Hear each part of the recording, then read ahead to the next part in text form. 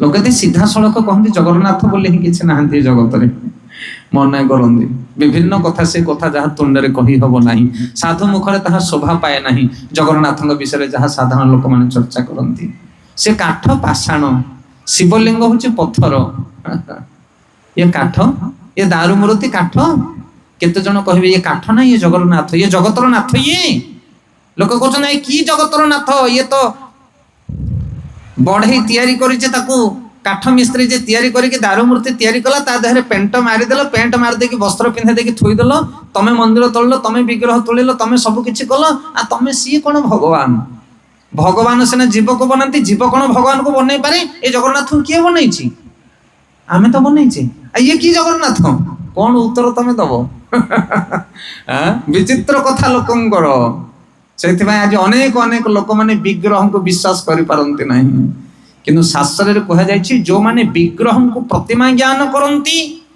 जो माने गुरु को मनुष्य ज्ञान करंती आउ जो माने वैष्णव को जाति बुद्धि देखंती से माने होचने पाषांड पापी मानकर उद्धार अछि किंतु पाषांडर निस्तार नाही टिके गभीर ज्ञान ये बुझा पय चेष्टा करो विग्रह को जो माने विग्रह को साधारण विग्रह बोली भाव करंती काठ पत्थर बोली जो माने भावंती जगन्नाथ विग्रह को से माने पाषंडी तांकर उद्धार ही पारिबो नाही आ जो माने गुरु को मनुष्य ज्ञान करंती हां गुरु के तम आम हलिया गोटे लोक नाही आज्ञा गुरु तुम आम भली लोक नहंती गुरु होचने भगवान कर प्रतिनिधि जे गुरु को साधारण मनुष्य बोली ज्ञान कला ता जीवन रे उद्धार ही पारिबो नाही आ वैष्णव मान को जाति बुद्धि रे देखो ना ये को जाति रो वैष्णव 12 जाति 13 गला वैष्णव हेले सब गला वैष्णव वैष्णव साधारण जाति प्रथा ठार से ऊर्ध्वरे अनेक अनेक लीला रही गोटे साधारण उदाहरण आम दबा ए जगन्नाथ विग्रह काठ ना जगन्नाथ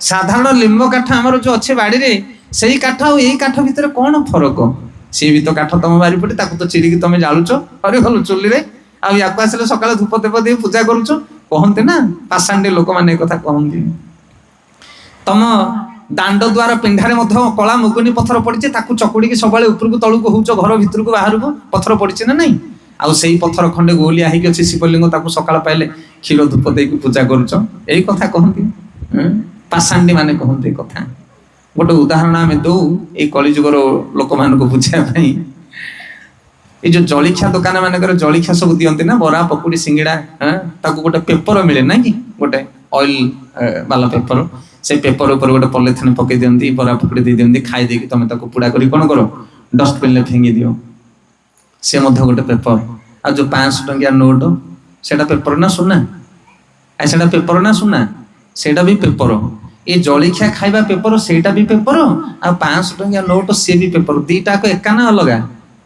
एका हरि बोल एका आमे तुमको डस्टबिन नो दबे उठे कि तुम 500 टंकिया नोट सेतरा दबो कि हमको विचार करो टिके बुद्धि लगाओ खाली से 5 टंकिया नोट 5 टंकिया नोट ता भीतर अमूल्य रत्न रही समस्त जानछन्ते तार मूल्य आउ ये डस्टबिन ले पड़िथिबा पेपर ये तो पेपर ही पेपर आर कौन से मूल्य नहीं से तुम बाड़ीर लिंब काठ आउ विग्रह जी अछंती तांको भीतर आकाश पाताल फरक आउ गोटे उदाहरण दबा आपण माने डस्टबिन देखिछन्ती ए जो गाँ गाँ मानकर सब थौछन्ती एबे नाली डबा गोटे नीली डबा गोटे नील डबा रखन्ते कि सेथरे सब कचरा नेकी पकांती आउ गोटे डबा अछि पोस्ट ऑफिस कांथरे ता कोन कहंती पोस्ट डबा कौन बुझी पारछो एटा थोइची किए गवर्नमेंट सेटा थोइची किए गवर्नमेंट दीटा को गवर्नमेंट थोइची तम पुओ छ अमेरिका रे ता पाखु गोटे चिट्ठी तमर दबा रजे पुओरे देह केमति अछि भल अछि कि ना इत्यादि इत्यादि एले तमे वर्तमान चिट्ठीटा को नेकी गलो जो डबारे हेले पके तो से चलीबा अमेरिका डस्टबिन ले पके दबा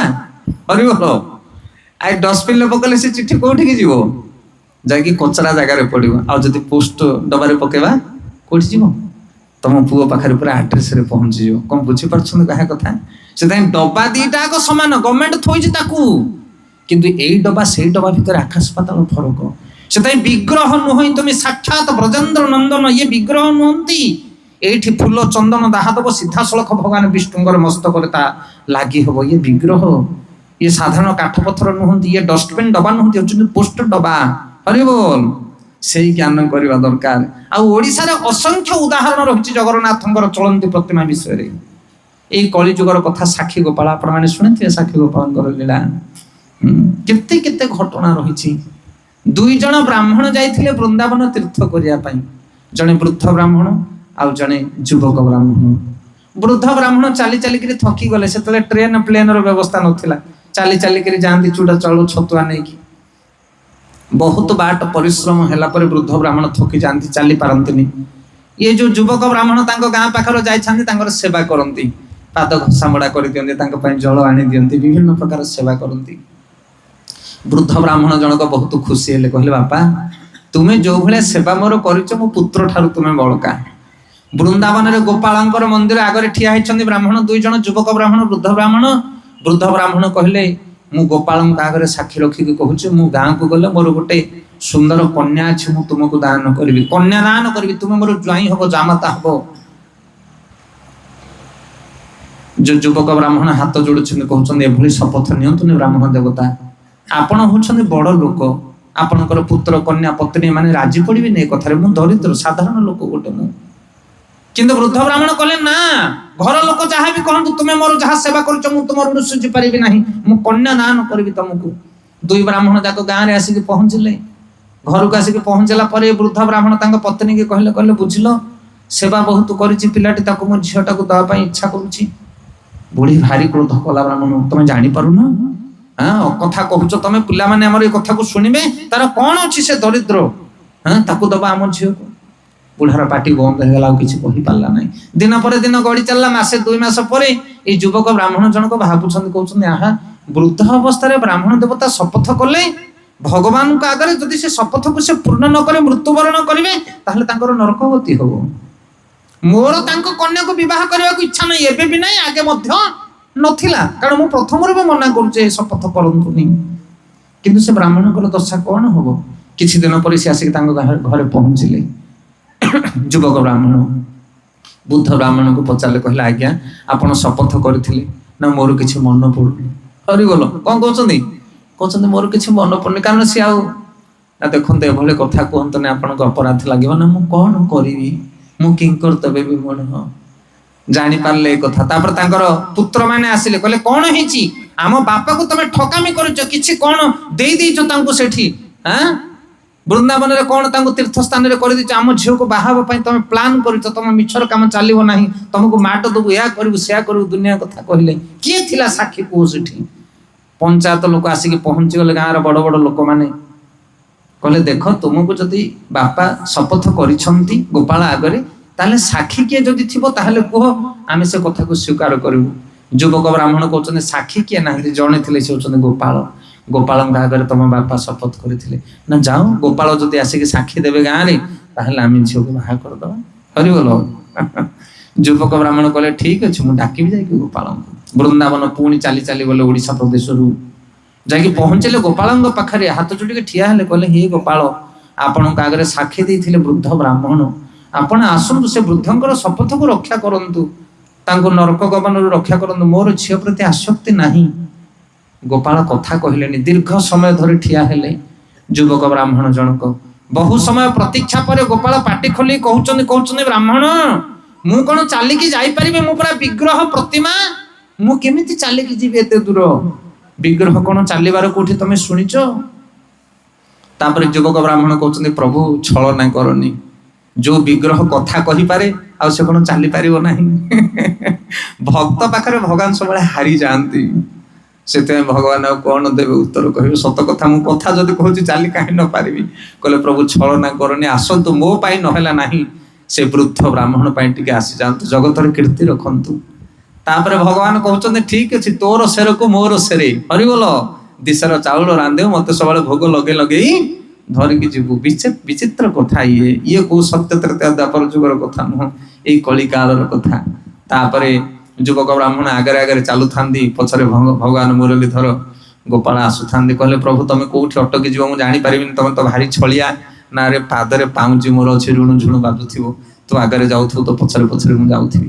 ଚାଲି ଆସିଲେ ଦୁଇ ଜଣ ଯାକ, ଦିନ ପରେ ଦିନ ଅତିକ୍ରାନ୍ତ ହଉଥାଏ, ଭୋଗ ଲଗେଇକି ବ୍ରାହ୍ମଣ ଦେଉଥାଏ, ଖାଇ ଦେଇକି ଆଗକୁ ବଢିକି ଆସୁଥାନ୍ତି। ଆସିକି ପହଞ୍ଚି ଗଲେ ଗାଁ ମୁଣ୍ଡରେ, ଗାଁ ପାଖରେ ପହଞ୍ଚି ଗଲେ, ନଦୀ ଅତିକ୍ରମ କଲା ପରେ ଗାଁରେ ପହଞ୍ଚିବେ। ନଦୀ ତୁଠ ଭିତରେ ଯେମିତି ପଶିଛନ୍ତି ପାଉଁଜିର ଘୁଙ୍ଗୁର ଭିତରେ ସବୁ ବାଲି ପ୍ରବେଶ କରିଗଲା, ଆଉ ପାଉଁଜି ବାଜିଲା ନାହିଁ। ଇଏ ତ ଭଗବାନଙ୍କର ଇଚ୍ଛା। ଇଏ ସିନା ଶୁଦ୍ଧ ହୃଦୟ ଥିଲା, ନିଷ୍କପଟ ଥିଲା, ପବିତ୍ର ଆତ୍ମା ଥିଲା, ତେଣୁ ଭଗବାନ ତା ବୋଲରେ ଆସିଗଲେ। କିନ୍ତୁ ଏ ଗ୍ରାମବାସୀ ମାନେ ଯୋଉ କପଟିଆ ଲୋକମାନେ ଅଛନ୍ତି, ତାଙ୍କୁ କଣ ଗୋପାଳ ଦେଖାଦେବେ? ତାଙ୍କ ଆଗରେ କଣ ମନୁଷ୍ୟ ଭଳି ସାକ୍ଷୀ ଦେବେ କି? ନା, ସେଥିପାଇଁ ଭଗବାନ ଅଟକି ଗଲେ, ନିଜ ମାୟାକୁ ନିଜ ପ୍ରକାଶ କଲେ। ଭଗବାନ ପାଉଁଜିର ଶବ୍ଦକୁ ବନ୍ଦ କରିଦେଲେ। ଗୋପାଳ ଭାବୁଛି, ଯୁବକ ବ୍ରାହ୍ମଣ ଭାବୁଛନ୍ତି, ଏତେ ବାଟରୁ ଭଗବାନଙ୍କୁ ନେଇକି ଆସିଲି, ଯଦି ଭଗବାନ ଏଇଠି ମତେ ଠକିଦେବେ ଗାଁ ମୁଣ୍ଡରେ, ତାହେଲେ ମୁଁ କଣ କରିବି? ଆଉ ତ ଶବ୍ଦ କଣ ଶୁଭୁନି, ବୁଲିକି ଅନେଇଦେଲେ, ଅନେଇଲା ସବୁ ଠିଆ ହେଇଗଲେ ଭଗବାନ ଗୌର ପ୍ରେମାନନ୍ଦେ। ନଦୀ ବାଲି ତୁଠରେ ଭଗବାନଙ୍କର ସୁନ୍ଦର ଶ୍ୟାମଳ ରୂପ ଠିଆ ହେଇଗଲେ। କାନ୍ଦିକି ଲୁଟିଗଲେ ବ୍ରାହ୍ମଣ, ଆପଣ ବିଶ୍ୱାସର ଦେବତା, କିନ୍ତୁ ମୁଁ ଆପଣଙ୍କୁ ବିଶ୍ୱାସ କରିପାରିଲି ନାହିଁ। ତାପରେ ଦୌଡ଼ି ଆସିଲେ, ଗ୍ରାମବାସୀଙ୍କୁ ଡାକିଲେ, କହିଲେ ଆସନ୍ତୁ ଗ୍ରାମବାସୀ, ଗୋପାଳ ଆସିଛନ୍ତି ବୃନ୍ଦାବନରୁ ସାକ୍ଷୀ ଦେବା ପାଇଁ। ମୋର ନିଜର ଅଯୋଗ୍ୟତା ଯୋଗୁଁ ଭଗବାନ ଅଟକି ଗଲେ ନଦୀ ପଠାରେ। ଗାଁ ଲୋକମାନେ ଗଲେ, ଭଦ୍ର ଲୋକମାନେ ଦେଖିଲେ ସୁନ୍ଦର ଶ୍ୟାମଳ ରୂପ।